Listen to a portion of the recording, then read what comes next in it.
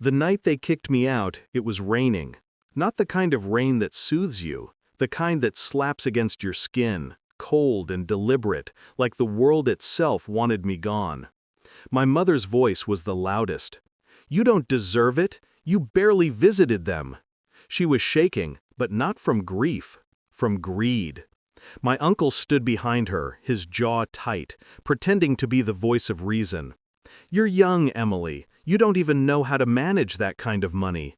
Let us take care of it."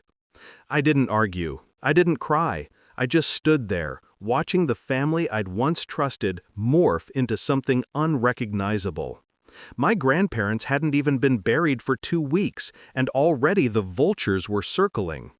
When I was a kid, my grandparents were the only ones who saw me.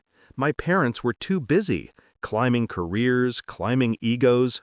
But my grandparents, they'd sit me on the porch swing every Sunday, tell me stories about how they built everything from nothing. Kindness, my grandfather used to say, is our true inheritance. Money just exposes who's already bankrupt inside. I never thought I'd see that lesson proven so perfectly.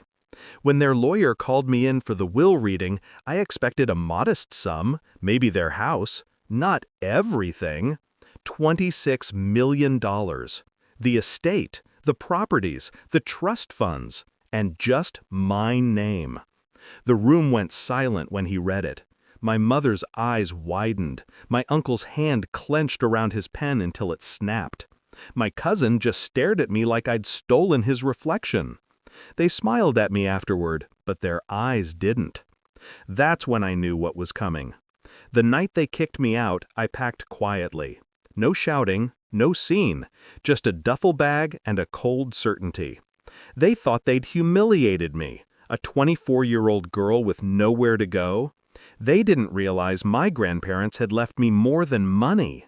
They'd left me power. The next morning, I moved into the estate.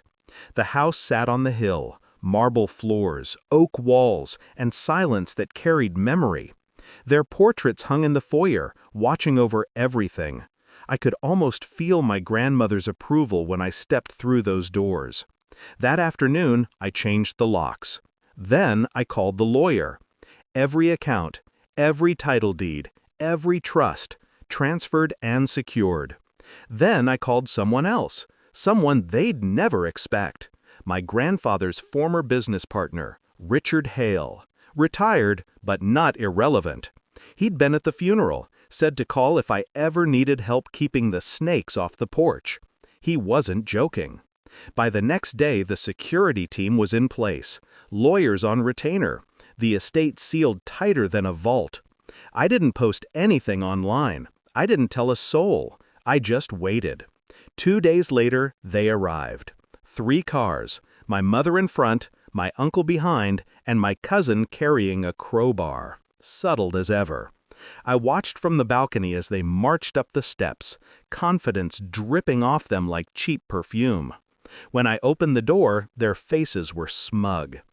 "Emily, we're not here to fight," my uncle said, voice all honey. "You know this place belongs to the family."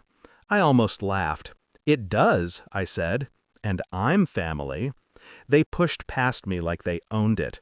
My mother grabbed the banister, looking around the foyer like she was already redecorating. "Where are the documents? The lawyer must have made a mistake." That's when the front door opened again.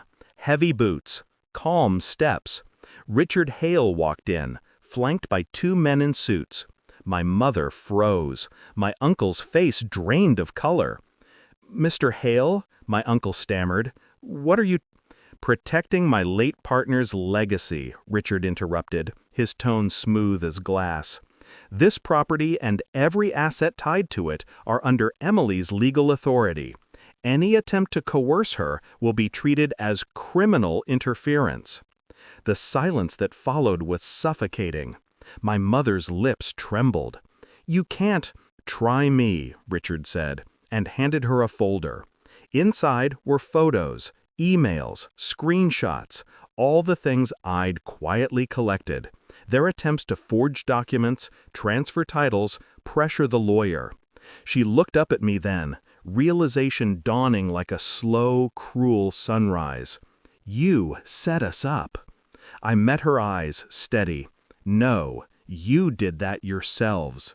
I just let you walk into the mirror. They left in silence. No apologies, no goodbyes. Just headlights fading down the hill, swallowed by rain. I stood by the window until the taillights disappeared, then turned toward my grandparents' portraits. They looked almost alive under the soft light, like they knew. Maybe they did. It's strange, the peace that comes after war. You expect fireworks, but it's quiet. Too quiet. I don't celebrate what I did. I don't regret it either. They wanted the money. I wanted the truth. In the end, I got both. Some people inherit fortunes. I inherited a lesson.